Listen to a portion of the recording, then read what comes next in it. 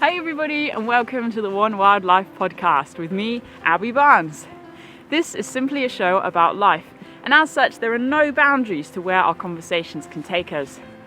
Along the way, we simply aim to inspire, empower, educate and uplift, exploring how we can all live our best lives every single day.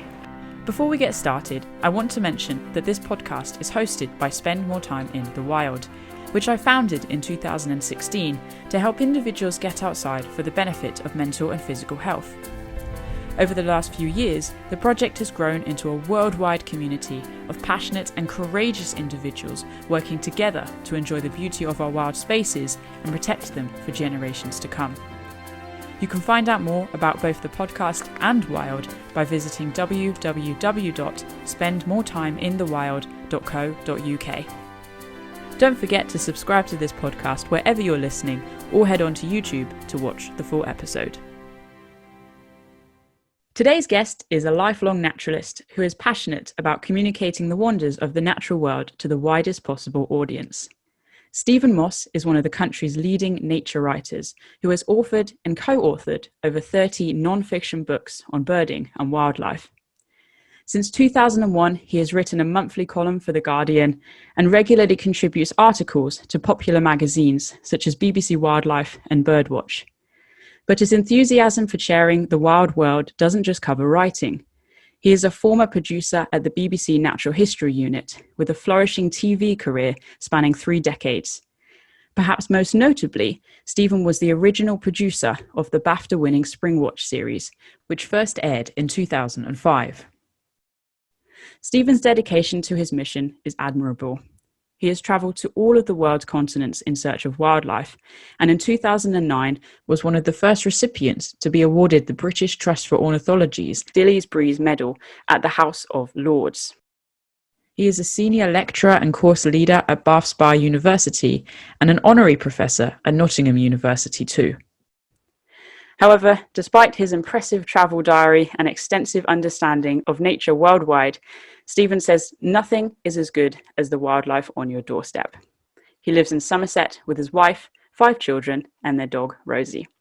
Stephen, welcome to the One Wildlife podcast. Thanks very much, Abbie. Lovely to be involved. How are you doing today? How are you coping? Yeah, not bad. I've just taken Rosie for a walk, and it's not a great day. A few redwings flying over fieldfare in the field over the road. So, there's a few birds, but, like a lot of people, I think we're finding lockdown 3 a bit Groundhog Day-ish. That's it. So we're in January 2021. We new year, new us, but no, we've gone back down into lockdown here in the UK, and it's a little bit suffocating in some ways. But I can imagine you've got plenty of projects to keep you busy. Yes, I did say, because I turned 60 earlier this year, and last Christmas I said to Suzanne, I'll try to wind down a bit this year. Well, I suppose I did a bit in the first lockdown, although I ended up writing a book during it that wasn't expected, but I haven't really wound down. So no, just carrying on working. But I'm lucky I do a job which, if it wasn't my job, it would be my hobby. That's it. I'm on the same boat. It is a privilege, isn't it? But actually, I wanted to kick this off. There is so much I wanted to talk about. Honestly, writing your introduction has taken a fair while. I've had fun stalking you on all the platforms, finding out as much information as I can. And it's just incredible, all the things that you've done. But I want to go right back with you initially. So we have known each other for quite a while. And I was trying to think, when was it that we first connected? Can you remember? I'm pretty certain it was, I think we'd contacted each other through a focus on nature, through AFON, but then we met when we were filming on the Somerset Levels. I think Graham Hatherley, cameraman, from Dorset. He was there, and you were with him, and I can't remember if we met just before that or whether that was the first time we met. But yes, and then I remember my family took you up to Bird Fair, gave you a lift up there, and we had a great time. And that was now 6 years ago, which is a bit shocking. Wow. Yeah, that was the Great British Wildlife Revival, wasn't it, on the Levels that was being filmed then, I think. That's right, yes. Yeah. No, good series. And Bird Fair. I mean, what happened with Bird Fair 2020? I'm out of the loop with that a bit at the moment. It went virtual, and it was fine. We did something, but, I'd been for the last 28 years, and it's my favourite weekend of the year by miles, because you meet so many people. I still meet new people there, and of course I meet a lot of people I've known for most of my life, and I really missed it this year, last August, but hopefully 2021 it'll happen. That's it. I'm optimistic. I think everyone's doing the right thing, and well, we'll just see how the world evolves with COVID in the picture. But it'll be really good to get back to the face-to-face kind of stuff, wouldn't it? So, yeah. Well, you describe yourself, Stephen, as a lifelong naturalist, and again, I'm trying to go right back. So, how did you, or where did your interest in wildlife and the outdoors start?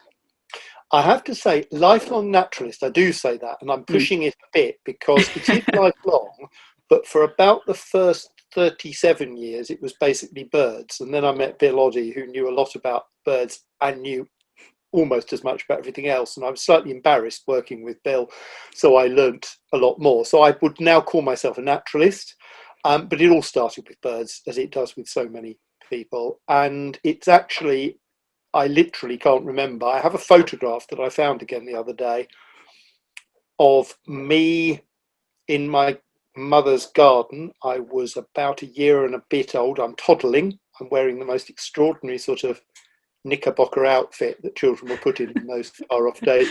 And I'm holding my hand out to a jackdaw, which must have been a tame bird, I think, that had escaped and was sitting on the rockery. And that's my bird, the jackdaw. That's number one. And then number two is what my mother used to call a funny black duck, but turned out to be a coot, where a couple of years later, when I was about 3, again, I can't remember this, but she took me to feed the ducks down at the River Thames, near where we lived, near West London. And I saw some funny black ducks, asked her what they were. And she said, "I don't know, dear, but we've got a book." And There that you book go. was the Observer's Book of Birds, and I literally memorised it. I was a very precocious child, and I memorised it from cover to cover. And it all kicked off with that, really. So I don't actually remember not being interested in birds and not That's knowing it. what at least some birds are. Whereabouts in the UK were you living then? We lived in Shepperton, which is famous for the studios, as everyone used to say. We were quite lucky. We were the last houses in the village at the time, still are, and the place is still there like that. And we backed onto some fields, and there were gravel pits very nearby. So as a child, from about the age of 4 or 5, I'd nip over the fence to what we called the forest, which was a strip of elm trees and scrub at least 20 feet wide. With a lane behind it. And then after that, when I was 7 or 8, I started going down to the local gravel pits and saw things like great crested grebes. And, again, that really helped. So that suburb, what the great nature writer Kenneth Alsop once called the messy limbo that is neither town nor country, was where I grew up. I'm not. I always say to David Lindo, I'm certainly not the urban birder. I suppose I'm now the rural birder. For most of my life, I was the suburban birder. That's it. Well, you get the mixture of species, don't you, with your urban and rural, so kind of winning there in one way. Fantastic place to start watching birds. There were a lot of birds. Staines Reservoirs was, a few miles cycle ride away. Bushy Park, where a friend of mine, Daniel, lived. We used to go there. So it wasn't a bad place to be brought up, really. But what was it about birds for you? Like, because it could have been mammals, it could have been reptiles. Like, what was it specifically about birds?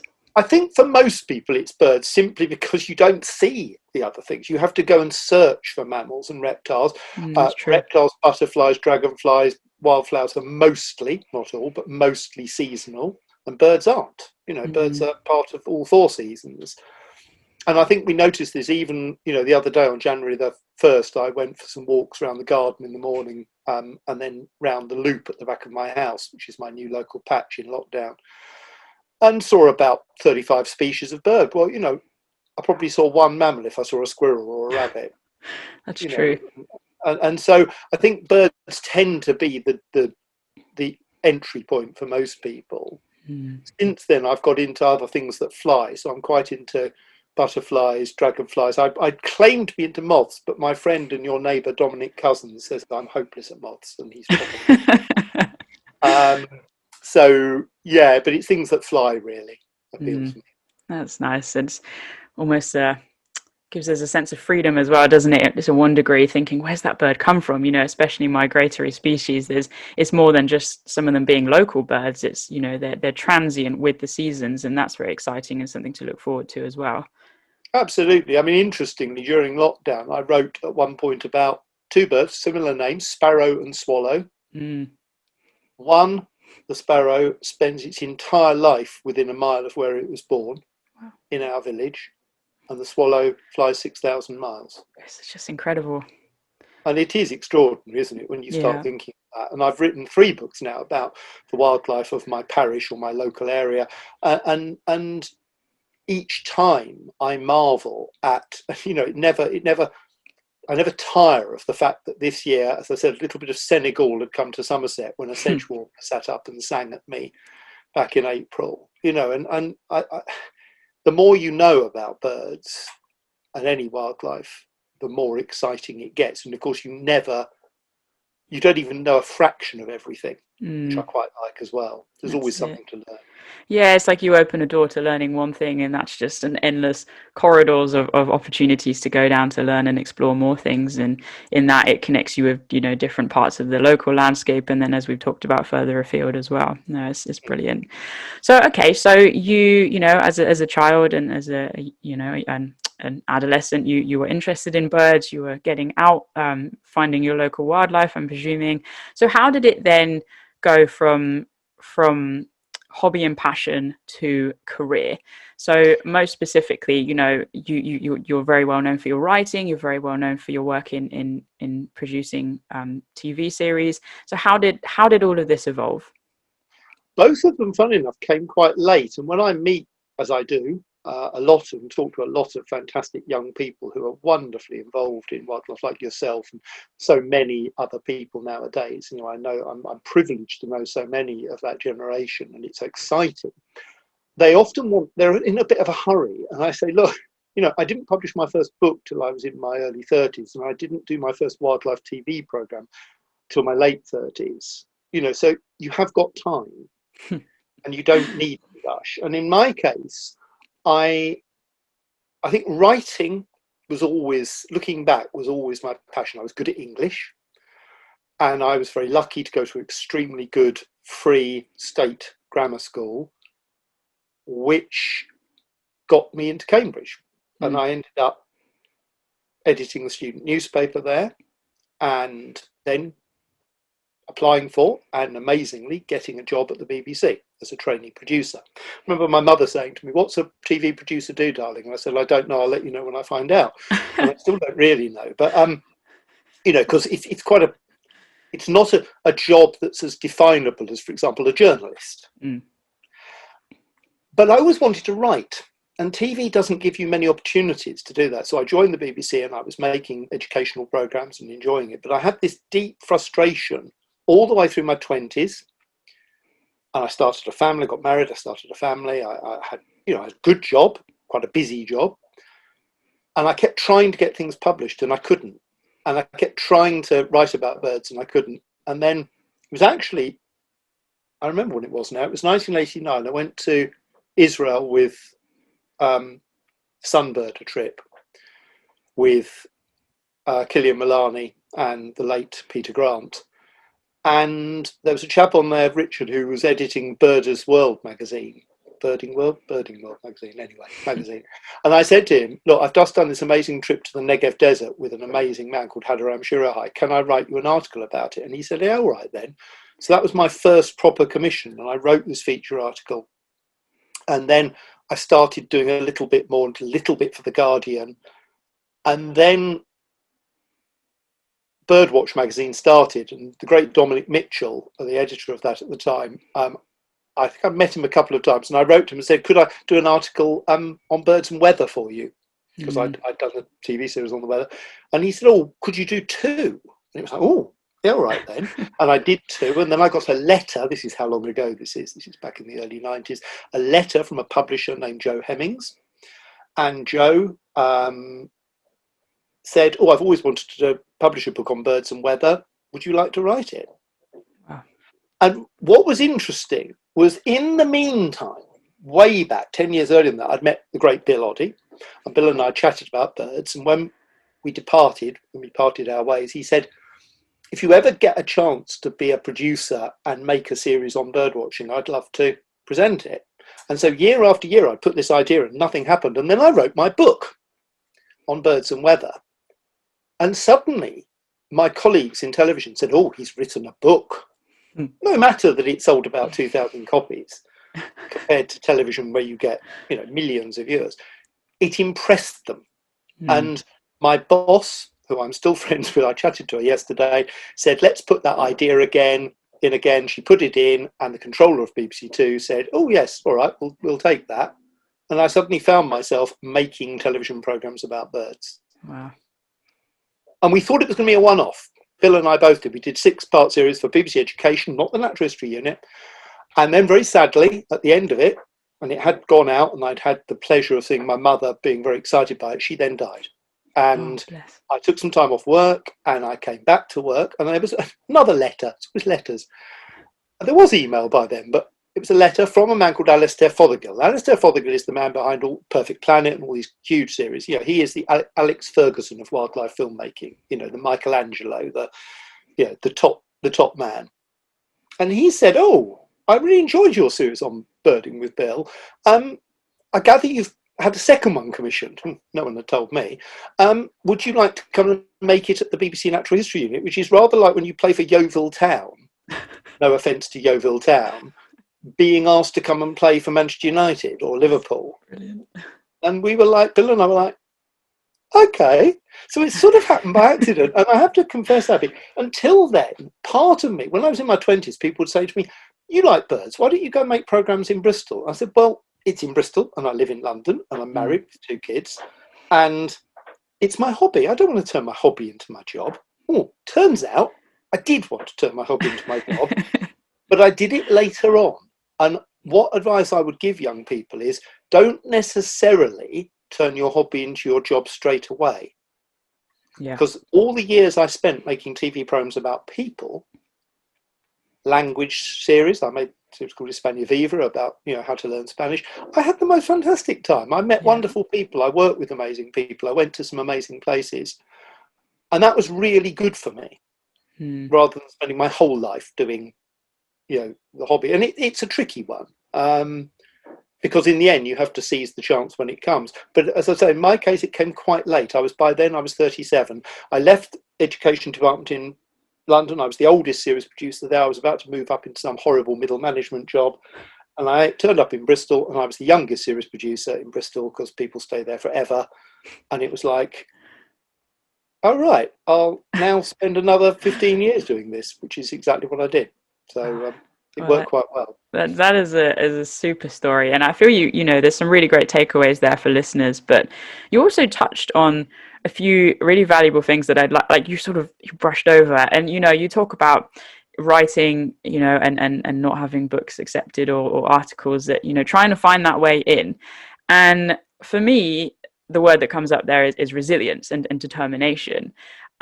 What was the emotion behind that? Like, was there ever a point where you were hitting roadblocks and you felt frustrated? Oh yeah, for years. And because I had a proper job, and in those days, in proper jobs, you had to go in every day and you were there every day. So it was quite hard to motivate myself, particularly when I had young children, to send these articles off. So I wasn't being that persistent. I was sending perhaps 1 or 2 off every year ideas. I was contacting Travel Guardian and saying, I'm going to Israel, can I do an article? Never heard anything. You'd ring them up. They hadn't heard of you. This is pre-email, so you had to write a letter. So I didn't actually try that hard. Had I been unemployed, I would have probably tried a lot harder. Ironically, the job market as it is now does, in this terrible way, create, for some people, not everyone, it creates that resilience because they have to. They have no option. I had, because I had a secure job and a salary, it was harder to do it. But then once it started, it was that little break of getting that article in Birding World, and I think roughly at the same time, a very short piece in The Guardian. And it was little things like that. And one thing led to another. Little things led to slightly bigger things. The 2 articles in Birdwatch led to me writing for Birdwatch, but also being commissioned to do that book. that then really, in a sense, led to the TV series. Yeah. So what I would always say to people is, it's really hard in today's world. Things moved a lot slower in those days, but be patient and just keep banging on, because in the end, someone, a contact of a contact of a contact, will go, hang on, didn't we hear 6 months ago from that woman or that guy who was interested in, actually, we've got an opportunity for that. Oh, have you still got their email? Oh yeah, let's ring them up, or, you know, and that's how it happens. Yeah. But it wasn't hard, because I had a job. You know, I was really lucky. In those days, you had a job effectively for life. But in a funny sort of way, that meant you didn't have the urgency to do things. And I have a huge admiration and respect for not just the younger generation, because now, of course, people are losing their jobs in their middle age, but people I know are taking up new things all the time, and pushing at new doors, and pushing themselves out of their comfort zone. You know, I hated ringing commissioning editors up and saying, oh, did you get my letter about the article I could have done? You know, I wasn't very good at it, and I felt embarrassed. But then every now and then one would say, yeah, all right, yeah, send it to me, yeah, next week. And you go, oh, right, okay. I'll get on that. Yeah, and it's funny when it happens. I see it with my students. I teach travel and nature writing to a lot of students of all ages, from 20 to in their 70s. And they're very often, some of them have had very high powered jobs, some of the older ones, and they're still really reluctant to get in touch with someone who hasn't responded to them when they've tried to get a commission. I say, look, you just have to do it, and don't be offended when they say no. That's it. Lots of people will say no. You only need one person to say yes. Yeah. And that then leads to something else. And that's something I have learned over the years. No, and I really see that, you know, and it's nice to hear that in your story, because I feel, you know, with somebody like yourself who has the credentials that you have, all the, you know, the breadth and depth of everything that you covered, as you say, you know, a young person, you know, I remember feeling it myself when we connected. It's like that pressure, like, oh, I need to get to that quote unquote status, you know, I have so much to do, and you're buzzing with it and it's exciting, and you almost need to just take a step back. And, you know, for me, my mental health caused me to take a step back and sort of figure out what could I manage? How could I look after myself? Who actually am I? You know, and then in building that relationship with myself, I felt more confident and able to put myself out there, because a no coming my way, I could handle much steadier in a much healthier way. You know, and I think I'd also like to add to what you're saying there is, I think, you know, we're talking about people who potentially are already communicating with somebody, they're already trying to get their work out there. But I think there's a lot of barriers to even get to that point. You know, some people might say, oh, well, there's endless bird books, or there's endless travel books. Like, why should anyone want to read mine? But the thing is, you know, I really stand by the fact, well, it hasn't been written by you. It's not your version. It's not your take. It's not your story. Where do you stand with that? Well, with the students, I always say, with any book ideas, and they come up with lots of book ideas, and some get published, and some are on the cusp of being published now. And we always say, look, there are 3 questions you need to ask yourself. Why this? Why me? Why now? And why this is very important. A lot of people want to write a sort of memoir. Well, that's really tricky. Unless you're really interesting, or you have a very unusual story to tell, and Dara McAnulty, of course, would be the obvious example. Dara had a unique story to tell. It's really hard to see why anyone would publish it. And to be fair on Dara, Little Toller had the you know, guts to take a 16-year-old and do his book. Well done to them. I don't know if he took it to other publishers. But the point is, he had a unique, you know, a why this.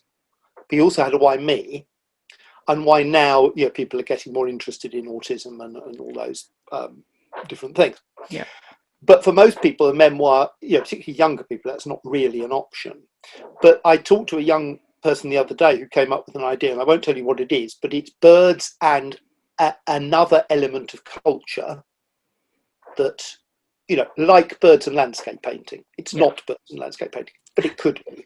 Now, the point about that is that this person knows about this subject a lot, and no one else has done it, and it has an interest both in the bird natural history world, but particularly in this other world. And that's true. You know, Sam Lee's just written his book on the nightingale. And of course, Sam's got great credentials to do that, but he's a musician and a folklorist. But he includes a lot of culture in it and a little bit about himself. But the point is, it's a book about the nightingale in culture. So it's got a subject. It's about something, and it's relevant because the nightingale's disappearing. Yeah. So, you know, again, so many of the most successful books are memoirs, and it's very difficult for someone to see a way around that. Well, I would say find a subject. I'll give you an example. My colleague and friend Gail Simmons, who is a travel journalist, and Gail hadn't written a book, and she came up with an idea of a book. And the idea was simple. It was follow Robert Louis Stevenson in a walk that he did through the Chilterns about 120 years ago. So people don't know Robert Louis Stevenson was a, you know, walker and wrote this book. It's not a very well-known book. It's very short. It's like an essay, actually. So she followed him on that route, which is interesting. The why me was she was brought up in the Chilterns, so she had something to say about that. But also she lived a peripatetic life because her father was in the army till she was 12. So actually she feels it's home, but it's not quite home. So there was a nice element there, although that's a very minor element. But the killer about this book was that the route that Robert Louis Stevenson walked and that Gail followed in the footsteps of was HS2. Oh. So suddenly, that's there's your story. And yeah. Brack published it, and it's a really good book called The Country of Larks. It's a brilliant book. I think Gail would say that if the HS2 element hadn't been there, it would have made a very nice long article for a magazine. It was only a 3-day walk, so it's not like, you know, she would have struggled to turn that into a book. Yeah. And I think that's what makes it so interesting, you know. So find a story and then be the person who can tell that story. Yes, she had more credibility because she'd already very experienced travel journalist. But, you know, everyone has to get a first book somewhere. Yeah. It has to come from, say, if you're going to write books. But the same is true about articles, particularly feature articles. You know, if you know about a subject or it's local to you or relevant, they're not going to give it to someone else. If they want that article, they'll commission it from you because you've come to them with it and you have some local knowledge or specialist knowledge, you know. Yeah. So yeah, it's about that, but it's about sometimes starting with, you know, regional magazines, county magazines, local magazines, things like that, you know, websites. Just, you know, get yourself out there and then see where it leads. But I think if you know, Gail always says that as a travel writer, you have to have a specialism, and hers was the Middle East, which is quite a tricky one now, and now it's walking. She does walking books and walking articles. Nature writers often don't think they have to have a specialism because they're already a specialist, but they sort of do. Yeah. You know, you sort of have to find, and it can be an angle. It doesn't have to be a subject. It can be that you're the person who writes, or it can be something like, you know, I started, first 10 books I wrote were mostly about garden birds. They were reference works. They were not new nature writing. You know, there's lots of books like that need to be written. Travel guidebooks, nature guidebooks. You know, start with that because you get good practice. You understand how a book works. You don't have to start with the one book you've always wanted to write. In fact, that's probably a really bad idea. No, I think that's invaluable advice, actually. But you mentioned, you know, not necessarily starting with your dream book, but also how a book works. That's a phrase I'd just like to unpick a little bit. You know, as somebody, I've written a lot of articles. I've done some longer form sort of short books, you could probably call them. But it's taking that idea from head to paper. It's ordering paragraphs and the story. As somebody, I have a monkey mind. I have a very busy head, and I find that hard, taking the thoughts and putting them on paper. Even just, you know, spend more time in the wild full time, like figuring out what the plan is for the day. I have to do my morning walk of about 4.5 miles, and I don't come back through that door until I know what I'm going to set what my intention is. So when it comes to writing a book, say you've got a concept, you know, for simplicity, we could start with garden birds because, you know, we've all got some kind of outdoor space. You know, many of us are familiar with our classic songbirds. How would you take a concept, an idea, and structure that initially, that first step, with the intention of a book? That's a very good question. I mean, with non-fiction, you plan it out. I mean, actually, novel writers I know plan it out as well. But of course, with a novel, of course, you're only limited by your imagination. Well, with non-fiction, the good thing is you should be limited by reality. There are limits, yeah. So there's lots of ways of doing it. I mean, the classic book, nature book, is a year on my local patch. I've done it twice, 3 times possibly. Dominic's done it, Dominic Cousins, Mark Cocker's done it, loads of people have done that. Maybe now it's a bit of a cliche, maybe, but it goes right back, of course, to Gilbert White and John Clare and all those early naturalists, where they were forced to live in a place. I wrote one during lockdown because I was forced to be within a mile of where I'm sitting now for 3 months, which coincided with the spring. So that became my story. So you can turn something quite small into a story. So a structure that is chronological helps, although funnily enough, not with memoirs. Memoirs should never be chronological. They should have a chronological aspect, but you don't start at the beginning. I'll give you an example. A better example probably is a real example I've done recently, The Swallow. And this started off, well, firstly, I'd already done The Robin and the Wren. So I had a structure, except my structure for those 2 books was January to December, which fits very well in with their life cycles. It starts and finishes at an interesting place. Both The Robin and Wren are very connected with Christmas and December because of the wren hunt. So, you've got a dramatic ending as well, an interesting ending. And I'd made the decision on those books to mingle culture and biology all the way through, rather than having a separate chapter on the culture, for example, which I could have done, and indeed initially planned to. With The Swallow, I looked at it and thought, the biggest mistake sometimes with a book is to do it the same as the previous one. So I looked at it and thought, well, I need to make one obvious change. Monthly clearly doesn't work. I need to make it seasonal. Okay. So it goes spring, summer, autumn, winter, and then a little epilogue waiting for spring again. That's nice. And the winter, I went to South Africa. So I knew what I was going to do in winter. And I plan it out. I do plan it out. And I say, it's pretty obvious with the biology of a swallow that the spring will be arriving back, courting, nest building, egg laying, and then around June, when I start summer, you go, right, what's now over? Now it's feeding young, I'll put that in the summer chapter or whatever. And then an autumn, of course, is getting ready to leave and leaving and the journey. So you already know what goes where. Then I overlay onto that the cultural aspect. So I think, well, where shall I put the stuff about?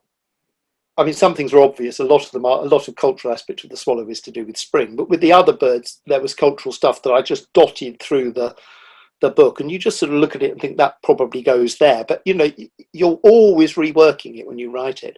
And then what you do is what I call the Swiss cheese principle, which is people always say, you start where you know. So when I wrote my very first book on my own, Birds and Weather, I'd worked out I was going to have some chapters on the weather, then some chapters on birds and spring migration, autumn migration, birds in winter. And then I thought, well, I'll do seabirds separately because seabirds and weather is a very specific thing. And then some chapters on climate change. And then when I started to write it, I thought, which of those chapters is completely self-contained? And the answer was obviously seabirds. I knew exactly what was going to be in it. Yeah. And I sat down, planned it out, did the research, and then sat and wrote it. And when I'd written that chapter, I thought, okay, I can now move on to spring migration. Yeah. Because again, or birds in winter, because I sort of know what it's about. So the key thing with any structure is knowing what goes where. But some books are much more difficult. My book on bird names, Mrs. Moreau's Warbler, was much more complicated because I wanted it to be chronological and subject-based. So it does sort of go sound, birds named after their sound, their colour and pattern, their habitat, their habitat, and then eponyms, birds named after people. So, but that was a really complicated book to write and to plan. And there was an iterative process to it, that thing where you write the plan and then you think that's not quite working. So you think, I'll start here. So I started with that again. I thought I will write some of the chapter on birds named after people because it's really obvious what they are. And I planned that out, wrote that. And then I thought, okay. And that fits a certain period. They were all 18th, 19th centuries, more or less.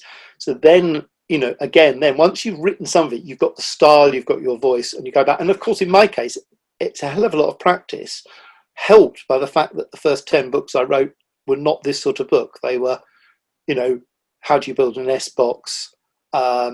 a little page on the robin, a page on the wren, a page on the greenfinch. They were reference books. So I suppose I learned a fluency in getting the facts down and writing, and then broadened it out to slightly more ambitious things. But so it is complicated. I mean, come on, my MA in travel and nature writing, and in 2 years I'll tell you how to do it. Maybe I will. No, I think it's really good sort of diving into this, because I think the sort of one of the big takeaways as well, as you touched on earlier, with anything, it's about time. This isn't making an Instagram story. This is getting in the zone, finding your flow, finding your style, doing your research, getting it down, putting it in order. Like, there is a lot to it, and a book isn't just going to spring up overnight. Exactly. And you have to just do it. And the other thing is, don't worry too much about editing it. Write stuff, get it out, then look at where it goes together. But certainly when I start a book, that's how I do it. I did that I'm doing The Swan now as my 4th biography. And that I sort of thought, I'll start with swans flying towards me, which happens to be the opening. But sometimes you write it and you move it much later in the book. Yeah. Quite often I write the introduction or the end of a book. I mean, obviously you think you'd write the end at the end, but I quite often write the beginning at the end as well. Yeah, I can see how that would work. Yeah. Because you know what you're leading up to. The key thing is you're telling a story. You're trying to lead the reader in. And what a colleague of mine who did BBC training used to call, it's a slightly odd phrase, the main intentional question.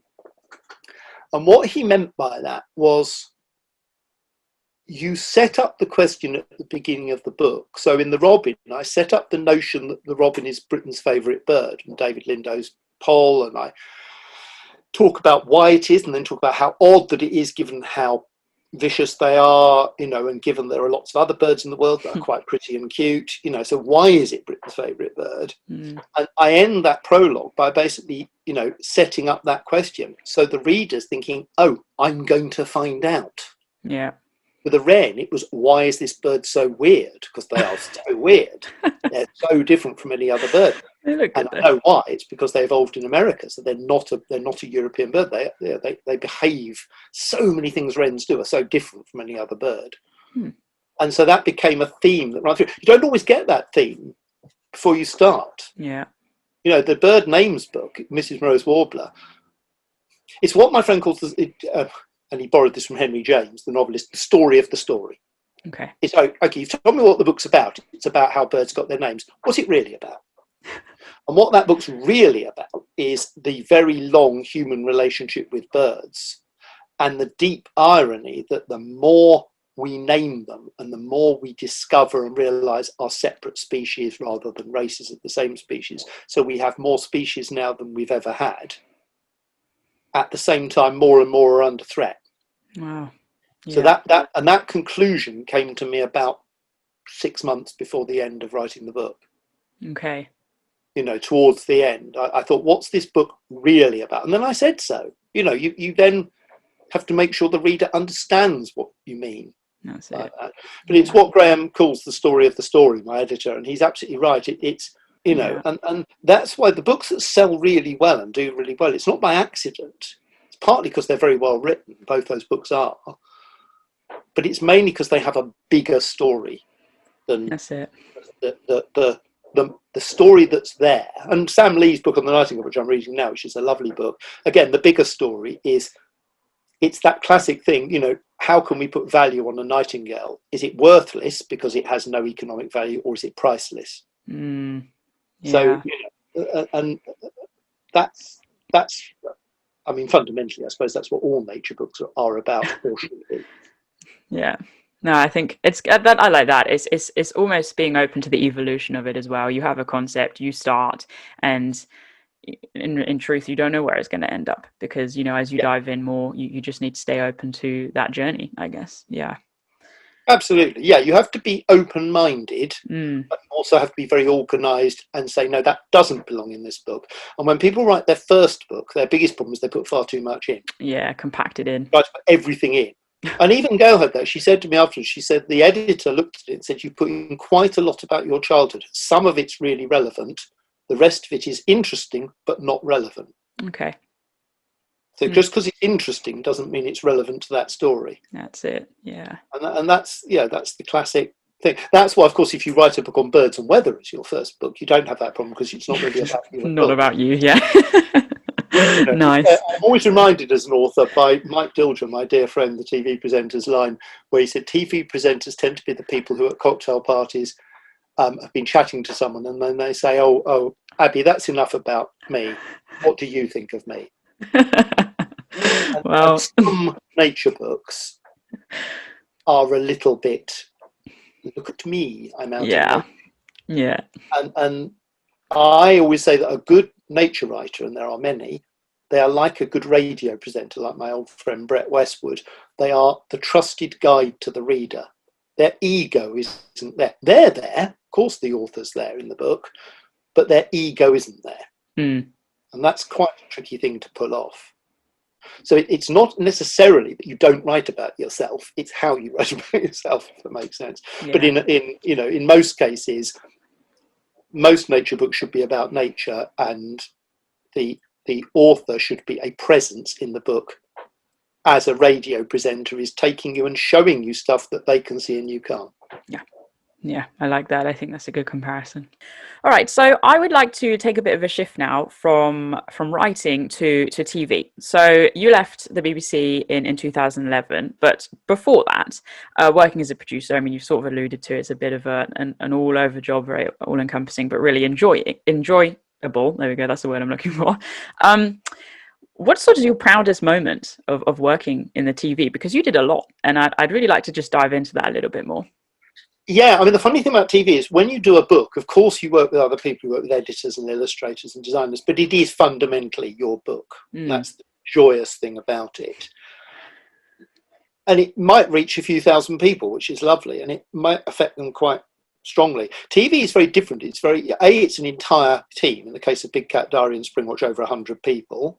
Other cases, maybe 4 or 5 of you, but it's always a team, and you have an input to it, and you're managing it as the producer, and you're really a project and people manager and creative manager. But of course, with all these fantastic people you're working with, and so it's not so much yours, but it does reach far more people, and sometimes to a really deep way. I think Springwatch as a whole has helped change the whole landscape and the way we look at nature. So yeah.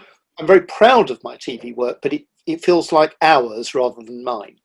Yeah, I don't say my program. I say our program, but my book. So TV is something to work in if you really enjoy working in teams. If you enjoy, it's one of the last manufacturing industries, actually, rather like writing books. It's project based. You're given a certain amount of time, a certain amount of money, and a certain amount of resources, and then you go and do it to a certain standard. So it's not very different from a proper manufacturing industry. It's just a bit more complicated. It can be like nailing jelly to a wall. Wildlife particularly does not turn up when you hope it will. Famously, when we had a focus group for the very pre-Springwatch, 2003, we had Wild in Your Garden, and we had a focus group beforehand, and we were telling this group of people that we were going to do live wildlife television, which hadn't been done for about a decade. And this guy sat at the back and said nothing. And I said, "Sir, have you got any thoughts on this?" He said, live wildlife on television. You mean you'll be filming wildlife like live as it happens? And I said, yeah. He said, hours and hours of badgers doing bugger all. Which, if I ever write my memoir, Badgers Doing Bugger All might be the title. And of course he was right. A lot of the time, I always said with Springwatch, it was like turning up to the most beautifully equipped theatre with the most extraordinary crew of behind the scenes directors, stage managers, lighting people, sound people, script writers, everything. But you just don't know if the actors are going to bother to show up, and if they do show up, you don't know what they're going to do, so you can forget the script. And it was a bit like that, but live television was very exciting.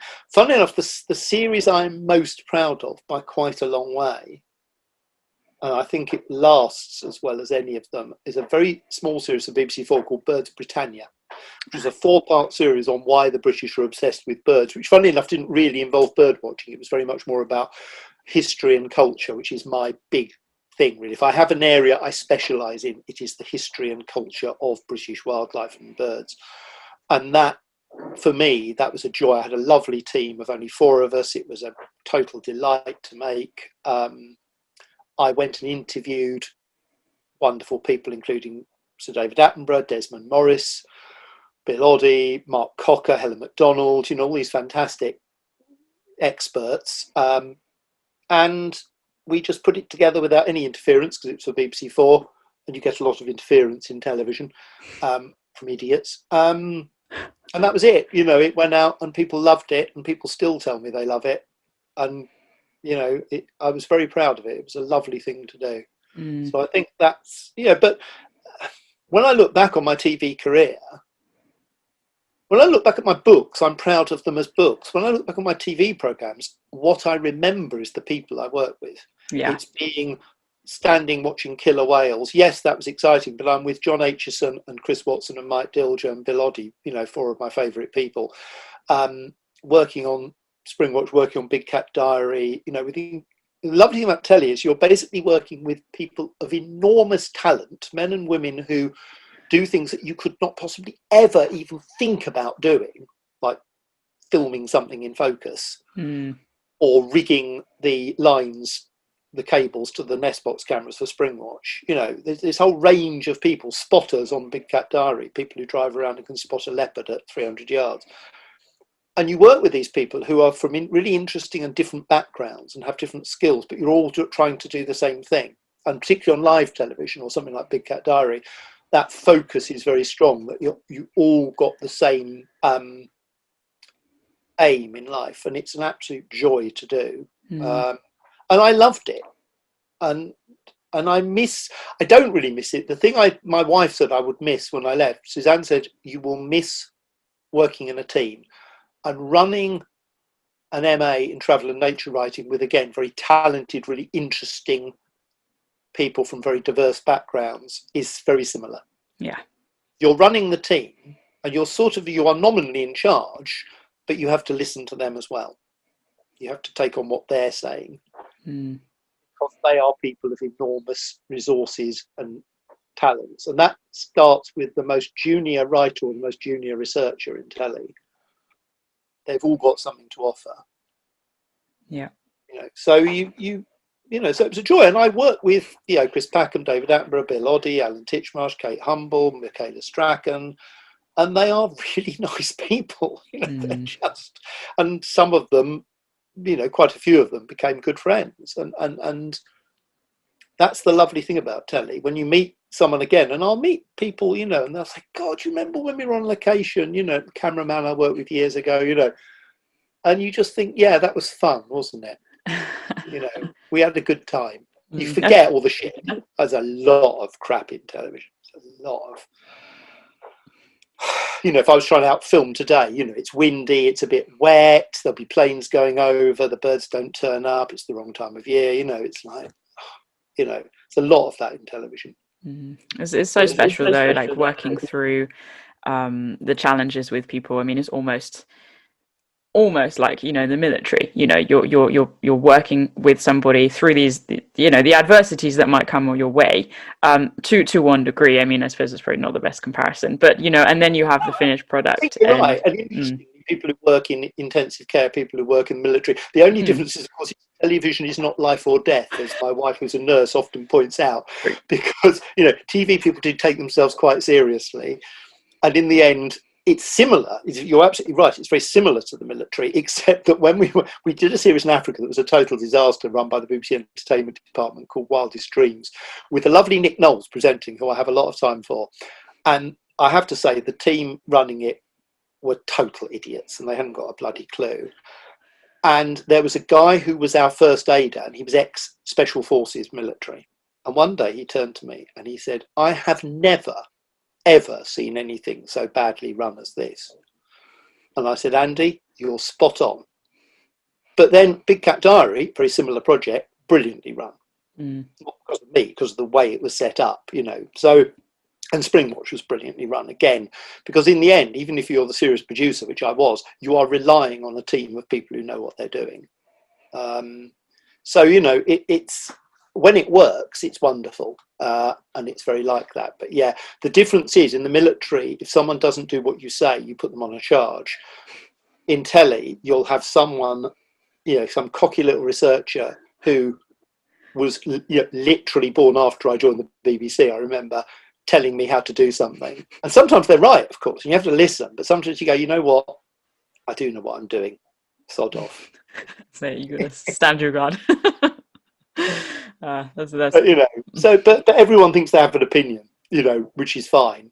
But in the end, what your job is as a producer is you have to make a decision and stand by it. It may not always be the right one, but you do have to go ahead, because otherwise it will be complete chaos. You have to, because you do have to produce something. It's not like other jobs where you're just like, you really need to exist.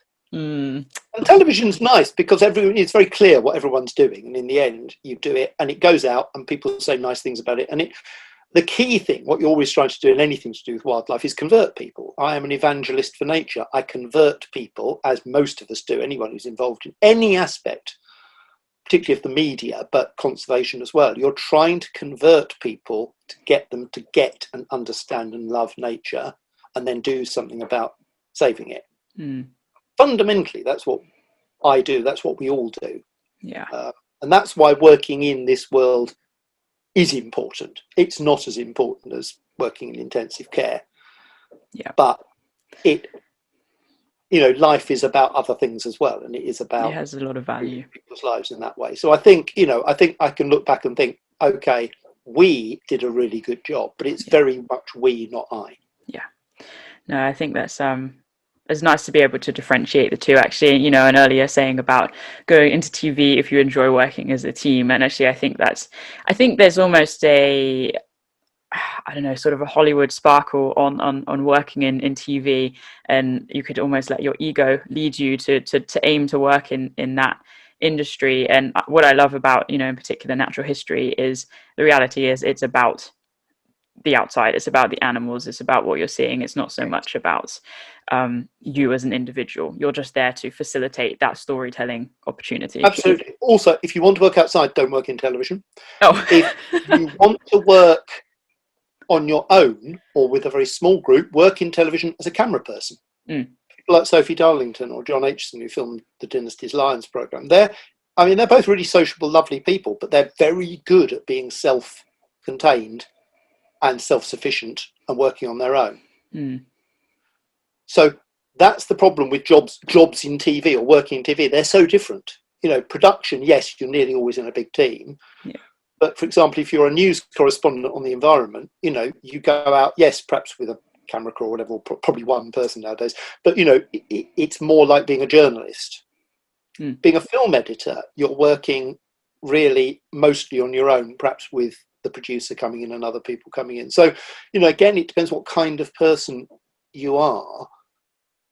But if you genuinely find it difficult working in teams and compromising, then television probably isn't for you. Yeah, I can understand that. There's so much I'd like to talk about in TV, and I think actually, it's potentially an opportunity for another conversation at another time. But for now, what I'd like to do is I'd like to jump back into the world of bird watching. You were talking about, we just talked about working outside, and obviously the birds are outside, and you are trying to facilitate people to build a relationship with the natural world. Somebody now, is listening to this podcast, they're like, oh yeah, I've never really, thought about looking at the garden birds. Like maybe I'll pick up a book. But what is the next step? Like let's focus on bird watching right now. How would you encourage a listener who is interested in getting to know birds to start? Where would you point them? Well, firstly, they'll know a lot more than they think. So people say to me, I'm not a proper bird watcher, but I saw a heron the other day when I was on my walk, walking the dog along the river. It's like, well, you know what a heron looks like, you know what a goose looks like, and a duck, and you probably know robin, blackbird, thrush. You might not know whether it's song or mistle thrush. That doesn't matter. You know a surprising number of birds, and in most of our lives, you're only going to see about 50 species regularly, unless you go somewhere special, and you can learn those pretty quickly. So I think the key thing is don't be frightened. It's like learning to cook or learning a language. It's quite easy at first. The very early steps are very simple, and then you hit a barrier. Get a pair of binoculars. Get a decent pair of binoculars. They'll last you forever, and they're not. Spend 200 or 300 quid because it's worth it. And then just start in your local area. Go to your park. Go to you have no choice at the moment, but on your daily exercise walk. especially in cities. I was going to say even in cities, but especially in cities, there's a lot of wildlife in parks or along canals or rivers. And check out what things are and get a book and look on the internet. And, you know, don't do what some people do. They'll send a picture of a bird into, I mean, quite sometimes reasonably, birdwatching magazine people will send a picture. I saw this bird on holiday in Greece. What is it? And that's fair enough. It's a warbler and it's a bit odd because it's in odd light. And I look at it and think, I don't think it's a chiff-chaff, but it could be something more interesting. But people send in photos of stuff and you think, oh, come on. You know, you haven't even tried to look this up in a book. You've got close enough to get a photo of it. You know, do a bit of work, actually. No thing you do, if you were learning to knit, if you were learning to play, you know, tennis or football or paint, it's not easy. And birdwatching is not easy, but you can learn it. Anyone can learn it, and you will learn it pretty quickly. And within a year of going to the same place and working out what's there and making lots of mistakes, which is fine. I made more when I was a kid. I still make some now, but, you know, but it's fine to make mistakes. You know, we're educated in a way that suggests mistakes are wrong. They're not. You know, you see a bird and you think it's something and you think, well, that's odd because they're not meant to be here in winter. Well, if they're not meant to be in winter, it's not that one. If the book says they're very rare or not found in England or Scotland or wherever you live, it's not that one. It's something similar. So look at what it might be and then think. But, you know, it is hard at first, particularly what we call little brown jobs. You know, things like, you know, linnet or meadow pipit or skylark, you know, or redwing can all look like, what's that? You're not quite sure, you know, and you don't see them often maybe, but make an effort and you will learn, you know, and the joys of doing it. And I know this because, as I say, when I first met Bill Oddie, and I remember seeing a speckled wood butterfly, saying, what's that? So it's speckled wood, it's a really common butterfly. And I thought, oh dear, I know small tortoiseshell, red admiral, brimstone, that's it. I better learn some of the other butterflies. It took me one spring and summer because there's only about 20 species you're going to see commonly, and then you go and look for the others. So it's really not very difficult, you know. And it is that analytical process, isn't it? That it's in that diving into it, in that exploring, you know, what colour is its beak and all of those different things, and the bars across its eyes, that's where the learning is. And as you're flicking through the book as well, or it's a young gull or a young robin, you know, it looked like a robin to have a red breast. Okay, look it up. Oh right, you know, you were right first time. It is a young robin. And it is difficult. I take people out birding and I'll look up, say, oh, fieldfares, redwings. And they're like, how do you know? I say, well, I've done it a lot. You know, it just comes with practice. Yeah. But it's worth it. And I get a little bit cross. There's been some debate recently on social media and sometimes in articles where people say, do you need to name everything? You know, and I wrote about this a lot in Mrs. Moreau's Warbler. And yes, you do. Because once you know what it is, you can learn about it. And if you don't know what it is, then how are you ever going to learn about it? You know, if you say, well, I keep seeing these big birds of prey around, I don't know what they are. Well, they're buzzards. Unless you live in Oxfordshire, in which case they're kites. But, you know, make the effort to find out what they are, ask other people, join a local bird club, and then when you find out they're buzzards, oh, well, why are they flying like that? Oh, well, actually, they're using thermals to get up. Why do I see more in spring and summer than I do in winter? Oh, maybe, you know, because it's warmer and they're rising up, or, you know what? Oh, that's that funny sound. Oh, that's the buzzard making that sound. Oh, right. You know, so now when you hear a mewing sound, oh, there's a buzzard. That's how you learn. People say to me, I mean, Brett Westwood said this. He said, people say two things. They say things like, well, I've never seen a woodpecker. And he said, well, you know, you walk around Stourbridge where he lives and he hears them all the time. He doesn't see them very much. Yeah. But you hear that sound of a green or a great spotted woodpecker. So learn it, you know, and he also said people say, oh, we don't get those round our way, as if somehow you are cheating or making it up, or you have some magic power, you know, to magic something. Now, Brett has found insects in his garden, and to be fair, he knows more about insects than I know about everything. He will find an insect in his garden, which is a first county record for Worcestershire, but it's in a small back garden in the town of Stourbridge, which suggests it's probably quite common in Worcestershire. And he's right, because no one's bothered to look. And that I love that attitude. He embarrasses me because, of course, plants and most insects I'm pretty hopeless on. But we all have our things. there's time. I will do. I really like that though, because I'm very passionate about sort of a learning mindset, and opening ourselves up to learning about something in particular is also an attitude we can carry through with life. And with birds in particular, just sticking with that as a theme for me as a backpacker, I'm traveling all over the world, hiking different trails, and you sort of begin to see the similarities between different species. You sort of get familiar with, for example, how a bird of prey flies, or you just tune into the environment in a different way, and like sometimes I'll just be walking through a forest, for example, and then I'll start to feel a bit uncomfortable, and I'll stop and I'll realize there's no bird song, and that could signal anything. Or like a wren is just making an alarm call over there, something's disturbed it. Was that me? And you really tune into the environment in almost a primitive way, and that's something I really feel we've lost. And when you have that, I don't consciously remember learning all of these things, but I remember at one point I had a CD with bird songs on, and I would listen to it over and over and over again. Like the bird songs in particular are my starting point, or were my starting point. When you have that, it's so special, and it's almost like I'd love to be able to share that skill and that ability with so many people, because it's a whole another way of living and connecting with the landscape. And I think it's really what we should all try and get back to, because it certainly feels very good. Absolutely. And in lockdown, of course, many people did. I had calls from friends in London saying, "Oh, do birds always sing this loudly, and do they always sing this time of year?" And it's like, yes and yes. That's so nice. Go out and learn them. And people do. I have a friend from school, a couple of friends from school, who've never called themselves bird watchers. But I was on with them yesterday, and they'll say things like, "Oh, I saw a red kite the other day," or "The house martins are back." Not at the moment, obviously. But, again, they know a surprising amount because they've made the effort to learn without actually ever owning binoculars or going out bird watching. Oh, there's little egrets in Bushy Park now. Yeah. I love that. I love the fact that they tell me that. Nick Hornby, when he wrote the wonderful book Fever Pitch about being an Arsenal supporter, which is a surprisingly brilliant book, talked about the fact that people will say, "Oh, I heard something about Arsenal and I thought of you." And I get this all the time. "Oh, I wish you'd been with us the other day. We saw this bird." "Oh, I heard this thing about birds and I thought of you." Isn't that lovely? Yeah.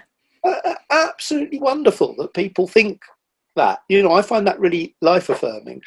The other key thing about wildlife is that it's not controllable.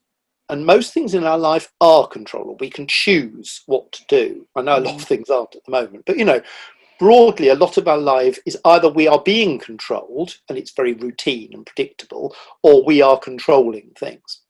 We can choose to go on social media. We can choose what we say. With bird watching or wildlife watching, you can't. So you go out and you go do the same walk as I do a lot with the dog. And then one day I see something and I think, "Oh, wow, I've never seen that before." It might be a rare bird. Normally, it's not anything rare. Normally, it's doing something odd. Or I've never seen them at this time of year. Even the other day, I went out in my garden, I made the silly pishing sound you make to attract birds, and a long-tailed tit came out on its own. Really weird. They're always in pairs or groups. And then as I turned back, I saw another bird out of the corner of my eye, and it had been attracted by the sound I was making. And it was wagging its tail down, and it was a chiffchaff. Now, chiffchaffs breed in my garden. They come back in March, and they sing solidly from middle of March all the way through to middle of July. And then they go. Down on the levels, I see chiffchaffs in winter, but I've never seen one in winter in my garden. So context made it different, but it was an exciting thing to see. And it was that moment of just seeing this bird that makes you go, "Oh, gosh, didn't expect to see you here today." Yeah. And in the spring this happened. We were sitting out the garden and we'd just seen a red kite flying over, which we get occasionally. And Suzanne went, "Oh, swifts!" And I literally, I say in my book, I said, "I'm about to metaphorically don my mansplaining hat." "No, darling, it's the 19th of April, so they must be swallow." "Oh, they're swifts." Of course they were bloody swifts. She knows what swifts look like. And they flew over, and they were the earliest in our garden for, I think, 12 days, But how weird, But isn't that lovely? And I love that moment. And of course, And again, the way they tie you into the seasons. And when I see my first swallow and my first swift, I always cry. I can't help it. I get a lump in my throat every year when I see the first one, because it's like, as Ted Hughes said, they're back. It shows the globe's still working. Yeah. And that, is incredibly important. And so I say to anyone who isn't, and I'm sure most people listening to this probably are interested in birds and wildlife, but do make an effort, do get out there, do go out regularly, do keep notes, do keep a little diary, because it will improve your life. And at the moment, it will improve it dramatically. I mean, without nature last spring, and we were really lucky. We live, as you know, in a lovely place in Somerset with a big garden, and the weather was nice, and I had quite a few people here. There were 8 of us self-isolating for complicated reasons I won't go into, but we were so much luckier than most people. But without wildlife, I don't know how I would have coped. And I think most people who are into wildlife felt that. Yeah. Many years ago, I interviewed a friend called Mark Golly, who I was talking to this week for the first time for ages. And Mark is a really serious birder who lives in Norfolk, a brilliant birder. And I interviewed him years ago for my book, A Bird in the Bush, which was a history of bird watching. And I was interviewing him about the rise of twitching, and he was a young twitcher, and he was very brilliant at identifying birds.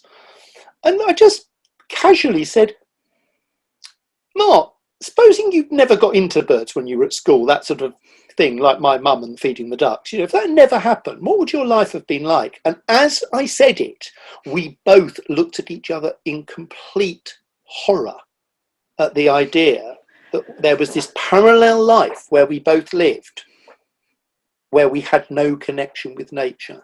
And I suppose, I'm not religious, but I think people who believe in a faith, and I have a lot of admiration for them, I think they have the same thing. It must be similar.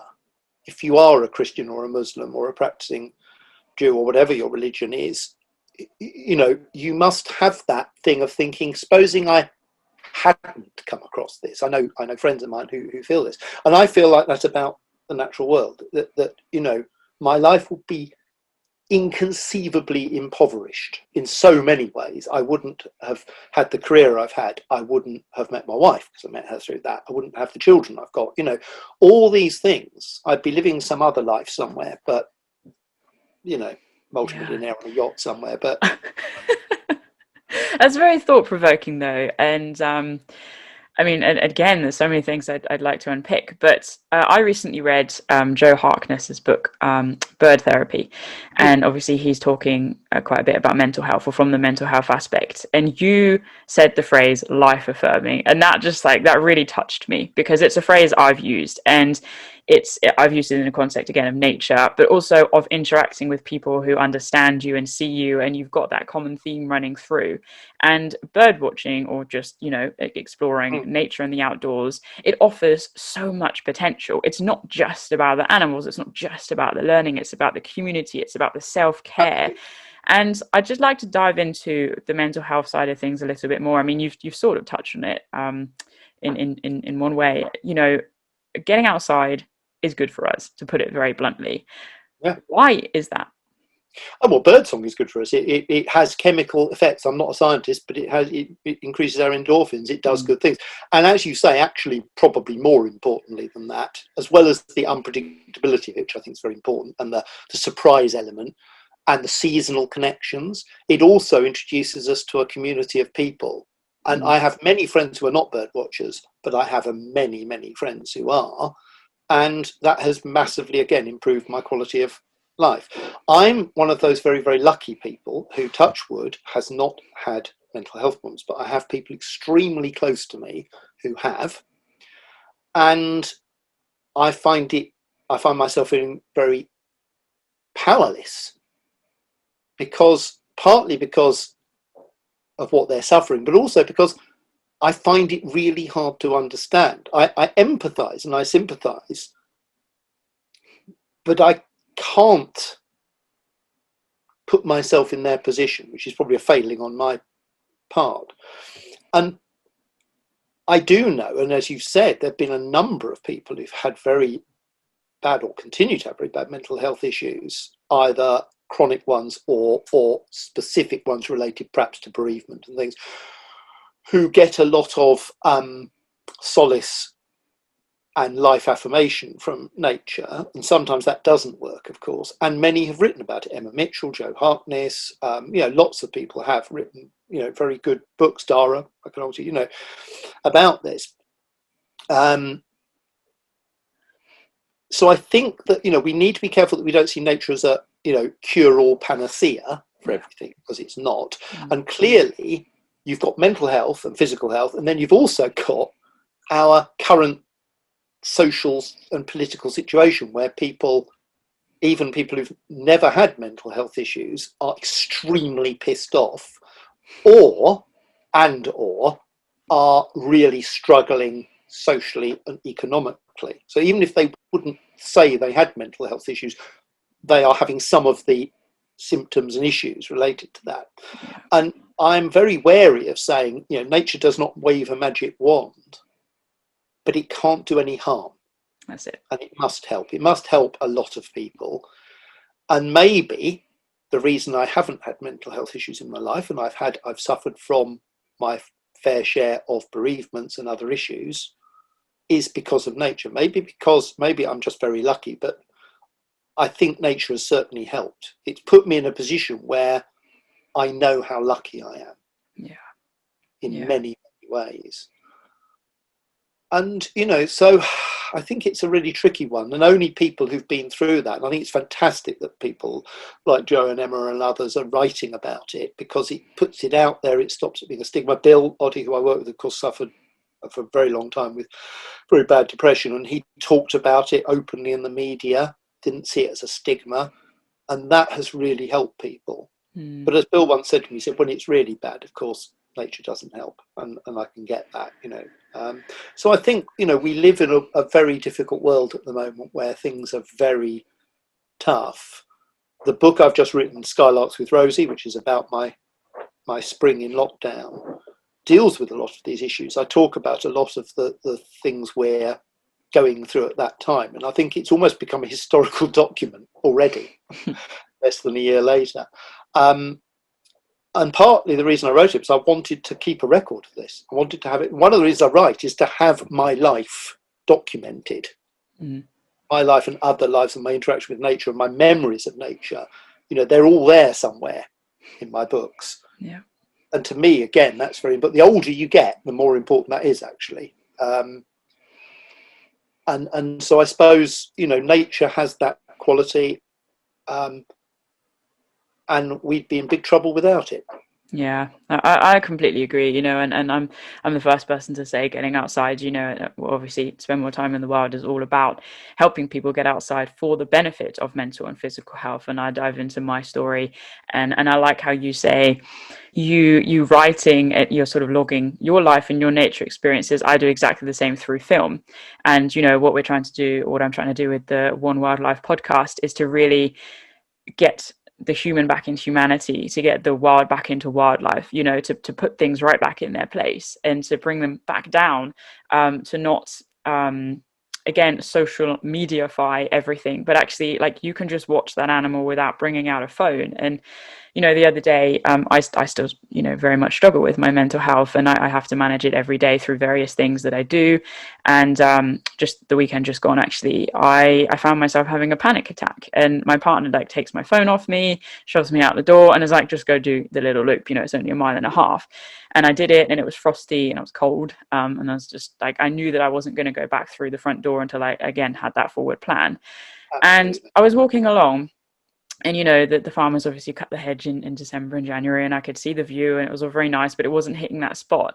And then just out of the corner of my eye, because personally I'm very interested in flora, so plant species, I spot some wild strawberries, and there were actually some wild strawberries on the plants. I was like, oh my gosh, wow. And I got completely absorbed. So I had a look, a little rummage around, found some more, dusted off the frost. But before I did that, I really took in the awesome shapes that the frost had left on the plants, and we also had the mist coming in, and the mist was, or the water droplets was freezing on the plants, almost in a blown direction, so it's sticking out almost like horizontal icicles, and it was just incredible. And obviously that pulled me out of the panic and into a fascination and awe almost. And I think it's very important we don't lose that childlike sense of awe, and nature brings that out of us, especially those of us who are naturally very interested in wild spaces. But that was an intentional step. So I think what I would say to listeners who perhaps are struggling with their mental health, and I think, I recently read a survey that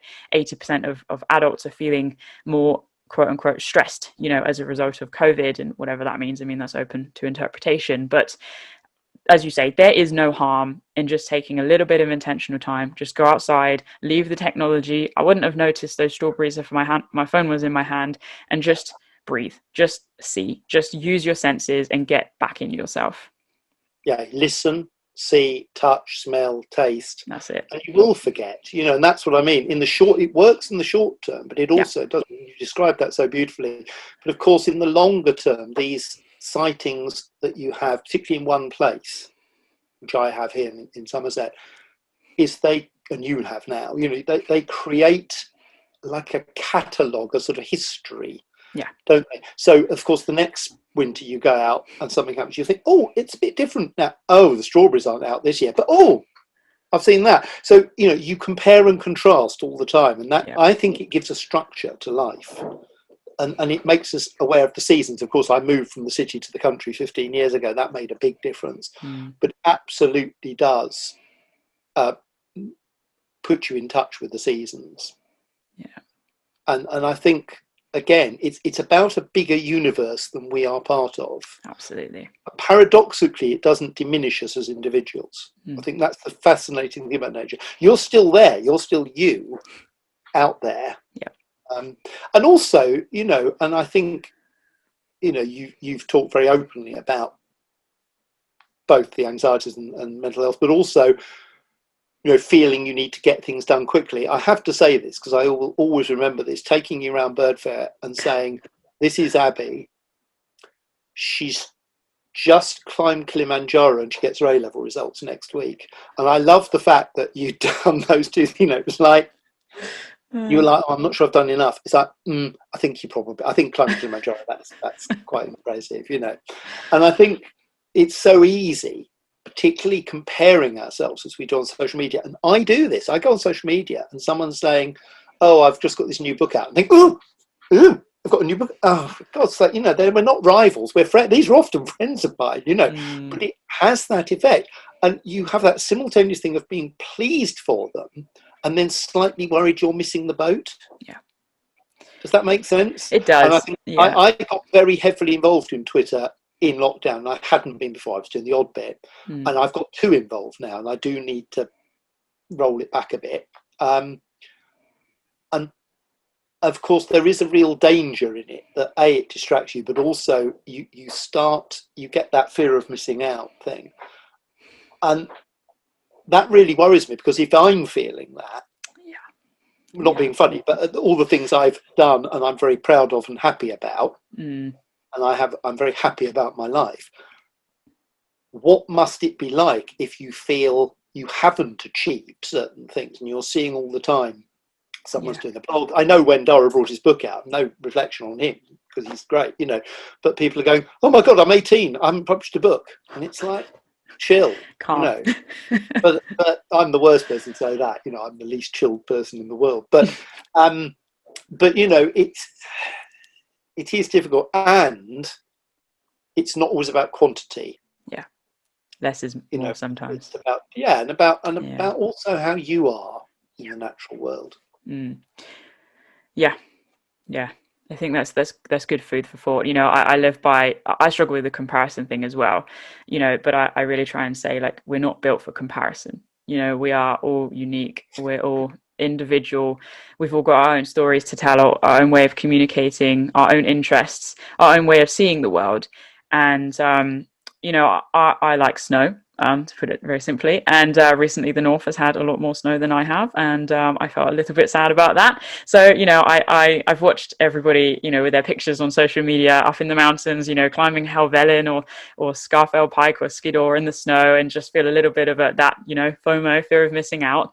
But I realized that that was taking away from the fact that actually we had some stunning frosty mornings, and I was there doing my morning walk because I'm a big believer, like with birding, you've got your local patch. I have my morning walk. I love that because you can see again the transient beauty of nature, how it changes throughout the seasons. It's familiar, it's safe. I was losing sight of what was right in front of me because I wanted to be somewhere else. And in that, I had to bring myself back in to get the power of where I was and the benefit of that too. It's ironic. Someone once asked me, you've travelled all over the world. Where's the most special place? And I often say, and I mean it, here. Yeah. Where I am here. Because it is a really special place, the Somerset, the Levels where I live. And of course, this year, and twice I'd written books about that. I'd written books that were broadly a year in the life of where I live. And then this year I had to. I had no choice. I had 3 months where I couldn't go anywhere else. And instead of going, and I was meant to be travelling to various places, things had to be cancelled. And I thought, well, they've been cancelled. Yeah. What choice do I have? Yeah, I'm here, so let's make the most of it. Now, as I say, that's easier here than some places, but it is a good lesson in life because most of our ancestors would have spent their lives within a mile or two of their home. John Clare did much of his life, early life. Gilbert White did for much of his life. So I think we have to learn to appreciate it. And even on a day like this, where I'm looking out at my garden office, and there have been jackdaws and rooks and ravens sort of being blown across the sky, and I just think, sometimes you just think, yeah, that should be good enough. Yeah, that's it. We've all got to use whatever we can, whatever is accessible. And I know for everybody that's slightly different at the moment, depending on where we live and where we're stuck. But, we can all do little things, and the little things really do add up. I'm a big believer in that. Yeah. And it will change. It will change. Exactly. Yeah. And we'll appreciate it more. Oh, absolutely. As wrote in The Guardian, she said, I will never take for granted sitting in a pub garden in summer with a pint glass of lager with some friends again. And I thought that was a fantastic line because it's so trivial, isn't it? Yeah, but a couple of friends, local pub, drink, nice sunny evening. Yeah, well, wouldn't we all swap quite a lot for that now? So, yeah, we will get through it. But, yeah. It's been very hard, and it's been hard for lots of people. Yeah, no, I agree. But keep looking forwards. That's all we can do. Well, I think that's a nice place to start to wrap this up. So with the One Wildlife podcast, the way I finish each podcast is I have 10 quickfire questions. So short answers, but if you would like to go into a bit more detail. Paragliding? No, Paraguay. I thought you were going to ask me the captain. Yeah. Was paragliding? So 10 questions for you. If you're ready, we'll kick it off with question number one. All right, question one. What was the last book you read and loved? The last book I read was yesterday, and I've nearly finished it, and it's Sam Lee's book on the nightingale. I can't even remember the title, but it's a lovely, lovely book. Oh, that's brilliant. Well, I'll pop it in the show notes so that the listeners can have a look at that book. Cool. Question two. Are you a morning or an evening person? Morning. Oh, yeah. Why? I wake up early. I'm awake once I wake up. I don't go back to sleep. And I work best in the mornings. I quite like evenings, but I don't work in the evenings. No, I can relate with that, actually. Okay, question three. I thought would be a little bit funny to be asking Stephen Moss, but I'm going to keep the 10 questions as the 10 questions. If you were reincarnated as an ice cream flavour, what flavour would you be? Obviously chocolate. Yeah, and chocolate? Yeah, maybe salted caramel, but no. Tempting. Okay, 4. What did you want to be as you were growing up? I think I genuinely wanted to be a writer of some sort. Nice. I didn't really know what that involved, but looking back, and I know it's easy with hindsight to say that, but I think that's what I wanted to be. And yeah, it happened. That's nice to be able to achieve that, actually. Okay, 5, halfway. What's your most unusual talent?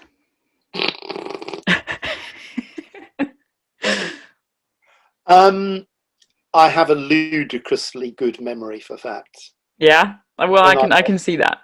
University Challenge Mastermind. I'm like, well, obvious, isn't it? Yeah. I just know them all. I don't know why. And conversely to that, and that may be question 6, is I'm useless at anything that involves common sense, noticing things, remembering things that aren't facts, like almost anything that my wife tells me. Bless. Yeah, so it comes with its problems, but yeah, I'm very good at learning facts. Okay, curious. Trivial facts. Trivial fact. Okay, well, who has inspired you most? Gosh, my mother, actually. That's nice. Very different from me. Single parent when it wasn't. There were no single parents when my mother was a single parent. And she had a really tough life, and she fought and believed in herself, but more in me. So absolutely, she is the greatest influence on my life by miles. Oh, I love that. That's beautiful, actually. And she's still with me. Yeah, she died 23 years ago, but she's still 24 years ago. She's still here. Yeah, still cheering you on. Okay. When you're 80 years old, what would you like to look back on at your life and feel most proud of? That's not all that long, is it?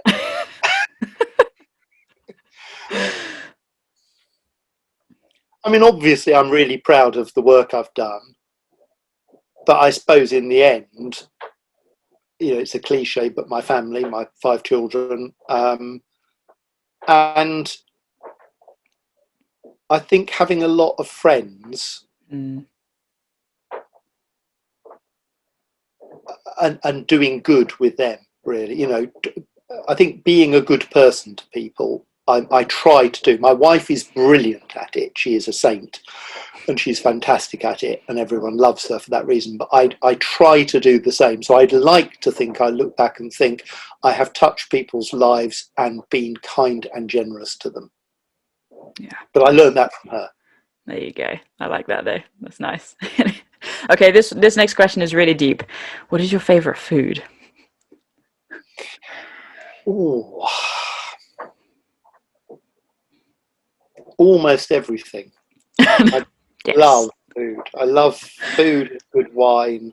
So if I had a last meal, I don't know. I had it on my 60th birthday, beef Wellington and a very good bottle of red wine with a gin and tonic and a few other things. But yeah, It evolved. So I'm not a vegan. Yeah, everyone does their thing. Okay, you've alluded to this, but I'll ask it anyway. What is your favorite outdoor space? I think at the moment it's the loop. It's the 3 miles. It's a mile from my home altogether. Yeah, the furthest distance, but it's a 3-mile walk, and it's always slightly different. And come my place and down on the coast when we're allowed to go there, which we're sort of not at the moment. But I did go on at the new year just before lockdown started. That area. So it's usually one of my several local patches. Because it's mine. Yeah. Because it's your space, yeah. And the last question is, do you have any catchphrases or mantras or sayings that you live your life by and in which you steer your ship? Gosh, that is a really hard one. I'd like to think it's be kind, be honest, be generous. I don't feel I live up to that all the time, but that's what my wife calls, what Suzanne calls, being generous of spirit. That's nice. I think that is the most important thing. She demonstrates that, and I think she's passed it on to me and our children. So I think that's probably the one. I mean, I can certainly say from our friendship that, particularly when we were connecting before a few years ago, I felt you were insanely generous and supportive. So if any time I can say thank you for that now. That's good, but I really genuinely enjoy it. I wrote about this the other day. Mainly it's because I'm not, if I was a half a generation above you guys, I think I'd be worried. You're all going to come up and take my job. If I was in my 30s or 40s, I'd be like, well, it's all right having these young people here. But at my age, I'm beyond that. I'm old enough to be your parent, and I'm old enough in some cases to be grandparents to some of the people I mentor. And I really like that, because you're showing me that there is a group of young people out there doing amazing things. And I get a lot back from supporting that group, both one-to-one, as you just said, but also collectively, I get a sense of, I like being liked, actually. That's one of the things I'm quite... Don't we all? No, I'm not sure everyone does, actually. I think some people are really, and I really envy this, but I try to like people, and I really like being liked back. And I think the more you give, the more you get back. That is absolutely true in life. And it is hard. We're all busy. And you can't help everyone. And I do sometimes think, oh, God, I should be replying to that email, you know. But I do try because, you know, a few years later, someone will say to me, you gave me a chance, you really helped me. It happened recently, someone I'd met in television, I couldn't even really remember the circumstances. It was a little thing, but it had helped their career. And I thought, okay, that's good. I feel better about myself. And it is, you know, in the end, that's what it's about, isn't it? You know, I'm being, you know, selfish here, but if you are kind to people and they are, then therefore it comes back on you, that's a good thing. It's karma, isn't it? Yeah, no, that's good, and it's fantastic because, again, it's another way to build those meaningful connections, which, as we've talked about, can help on so many different levels, from career to mental health to anything really. So no, that's nice. Well, Stephen, I've really enjoyed this conversation. I feel like there's so many angles, you know, we could have gone down, so many roads we could have explored, but everything we've touched on, I really think the listeners are going to enjoy. So just to finish this up, is there anything you'd like to leave the listeners with? You know, here we are right now in lockdown. This episode's going to go up pretty soon, so it will still be lockdown here in the UK when this goes live. Anything you can leave the listeners with, practical steps or advice that they can implement in their lives right now to feel better, to access the outdoors, to connect with nature? I think the key thing is, and it's about giving back, don't forget what it felt like if you did get comfort from nature in the last lockdown or this lockdown, however small, and if you did become more aware, as I think we all did, of the importance of the natural world to our physical, mental, emotional, spiritual health, and to itself, its importance per se, even if we don't exist. Try not to forget that. Try to hang on to that, because when things do get back to normal, and they will, there is a real danger that we will make all the same mistakes again. Yes. And I think we now need to fight for what we believe in. That's something I felt very strongly about, and it comes out in Skylarks with Rosie, that, you know, we have been led by, beyond parody, the most incompetent and useless and corrupt government of all time, which takes some doing, really. And we've got to do something about this in the next few years. So, you know, this is starting to happen. There is a movement, and we need to all be part of that movement. We cannot sit on the sidelines anymore. That's it. And I think if we are part of that movement and we see nature improving, which I'm optimistic that it can in the future, we make politicians realise how important it is, which they are dimly becoming aware of at the 1 minute to midnight. If we can do that, we will be able to change the world. We will be able to say to our grandchildren, great-grandchildren, whatever, future generations, we did manage it. Yeah. We pulled it out at, you know, it's not even the 11th hour anymore, is it? It's too late for that.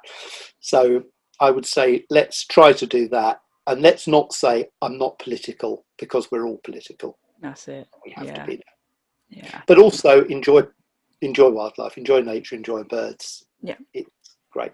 That's and it. Thank you, Abbie. I've really enjoyed it. No, brilliant. Yeah, remain grateful and use our voice, I think, is a nice way to end. So, well, Stephen, enjoy the rest of your day. Thank you so much for coming on, and I'll definitely let you know when this is up, and I hope we can chat again soon. Absolute pleasure, Abbie. All right, brilliant. Taking you out on the levels when we're back to normal. I'm very much looking forward to it. All right, take care. Cheers. Thank you. Thanks so much for listening to this episode on the One Wildlife podcast with Stephen Moss. It was an absolute treat to chat with Stephen about all things wild, and I have no doubt that he has left you feeling inspired to head outside and explore your local patch. You can find out more about Stephen's work through his website, www.stephenmoss.tv, or through the show notes on our Spend More Time in the Wild website. Don't forget to hit subscribe and share this episode with anyone who needs a little pick-me-up. And be sure to check out our online community space at patreon.com/spend more time in the wild. We'll see you soon.